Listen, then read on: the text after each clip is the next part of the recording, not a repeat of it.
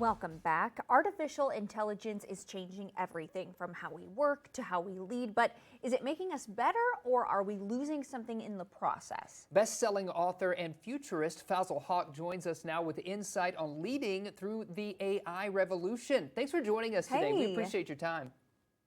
For having me. Yes, Pleasure. of course.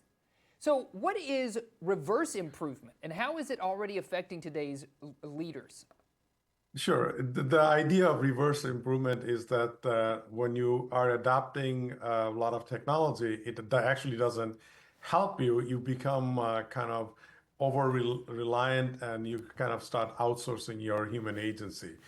We've seen this with phones. We've seen this with GPS. We've seen this, the movies we see, because some algorithm is suggesting we should be seeing this next, et cetera, et cetera. So a lot of ways, and not every technology that comes along makes us smarter. Some case it actually makes us dumber, if I can use that word.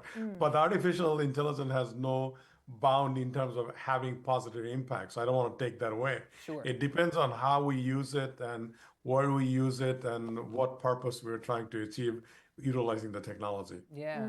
Let's talk about emotional intelligence for a moment, if we could. Why do you think emotional intelligence is still essential in an AI-driven world?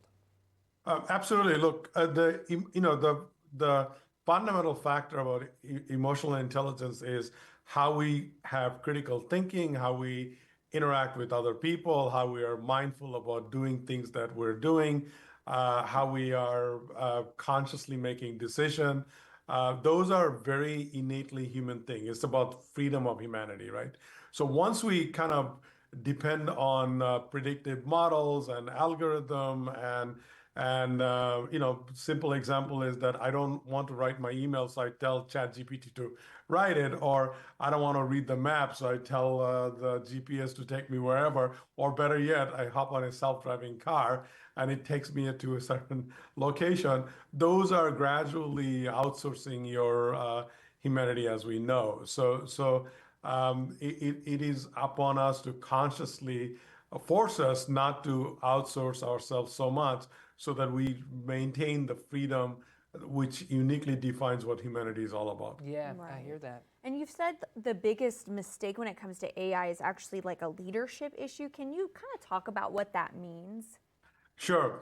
Look, I mean, leadership, meaning whether you are individual, whether you are part of a small organization or a large organization, or you're part of a government, you are deciding how you want to enable this technology for the way we work, the way we govern, the way we, achieve efficiency, and it will have a tremendous impact on society as a whole.